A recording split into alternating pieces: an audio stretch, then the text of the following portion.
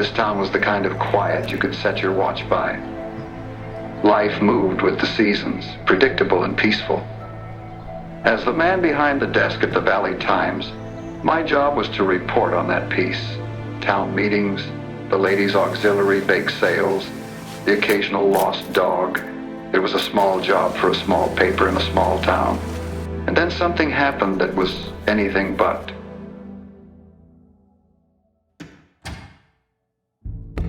You'd think a missing child would be the strangest thing to happen in a town like this, but then the house just went empty. The mother, the father, all of them. It felt less like a crime and more like a ghost story. The only clue I got was, maybe this sounds silly, was that there'd been some kind of unnatural intervention. I started on this story to find a reason. I was just running on a hunch. This is the statement I got from Mr. Jimmy Rand, the only witness of the event. That's all I had to go on first.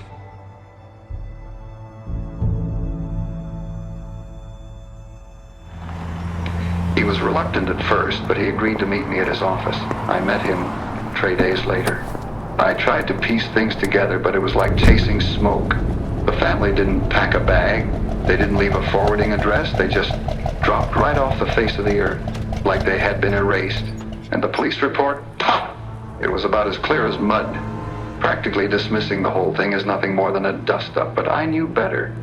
I just had this cold, sinking feeling right in the pit of my stomach that something was terribly wrong, something they weren't seeing or didn't want to see. I want to talk about Miller. I'm going back over that day, that Monday, reconstructing. Since you live just next door, I imagine you remember that particular night? Sure. Was it a normal, average night? Or did anything out of the ordinary take place? Under the covers and out with the lights. Mom, I'm always awake for ages after the lights are out. Oh, don't worry, you'll fall asleep right away.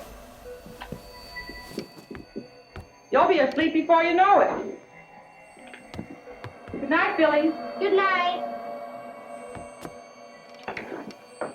I was on the porch after dinner. It would have been right around 8:30, I'd wager. I stood there for a minute and the street was still as a Sunday morning. Not a car starting up, no one hurrying off down the sidewalk. Just a heavy silence. Now I think on it, that was the most peculiar part of the whole affair.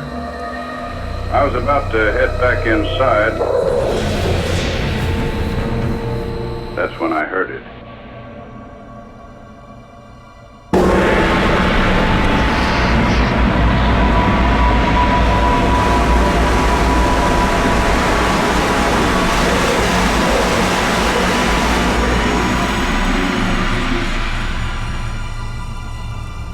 But that's not what truly set my teeth on edge. I knew something went terribly wrong when the cops arrived. They went inside, stayed for maybe 20 minutes, and then they just left. No ambulance.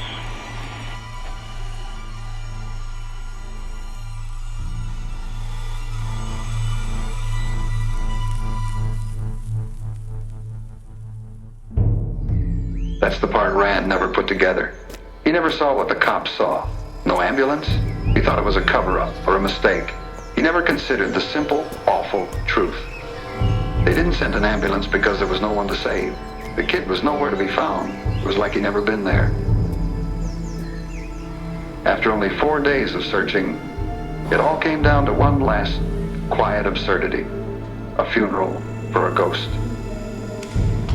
The Lord giveth, and the Lord taketh away. Blessed be the name of the Lord. Amen. They put on the whole show, the somber faces, the preacher, the works. A crowd of strangers saying goodbye to a pine box with nothing but air inside.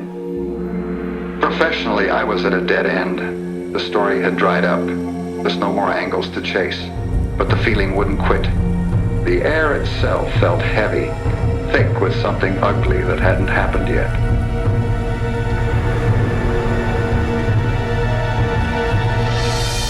In this business, you live and die by your sources. The next day, I got a call. It was a contact down at the State Highway Patrol. A guy who keeps his ear to the ground for me. He was thumbing through the day's reports, and a name rang a bell. Miller. Don Patterson, Valley Times. Won't you sit down? Thank you. Last Tuesday morning, about 8 o'clock or a little after, I believe you gave a ticket for speeding to a man named Mike Miller. Do you recall it?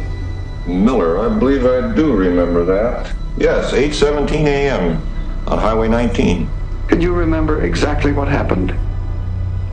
Well, I was on routine patrol on Highway 19, and I clocked him at 62 miles an hour in a 50-mile zone over near the railroad yards.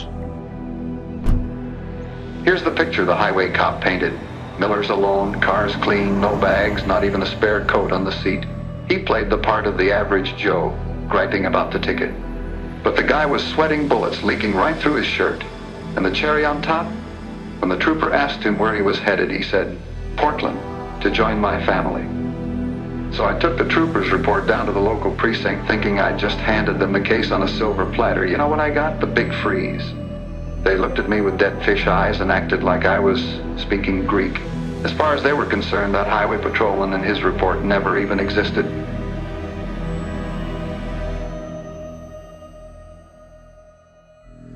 The local law wanted me to drop it, so I did the opposite. I bought a train ticket. With the valley a dead end, the only card I had left to play was Oregon. Took some digging, but I finally unearthed what I was looking for. An address and a name to go with it. Michael Miller.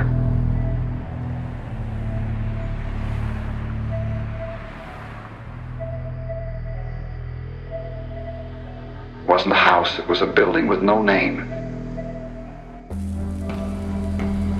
I found an unlocked service door. The place was stripped bare, empty as a tomb. I shouldn't have gone in, but I heard something down in the dark.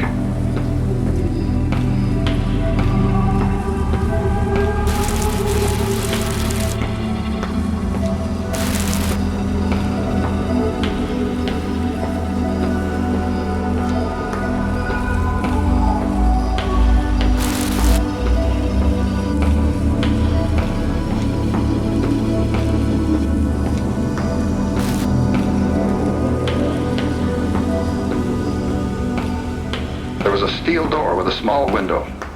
They were in there, Miller and his wife, just seated. I watched them for 10 minutes, and I swear to God, they never moved. Not an inch. And then she saw me, Mrs. Miller. Her head turned, and she looked right at the window, right at me. And they came apart. Not a sound, just turned into dust. Both of them, gone. I ran. I came straight back.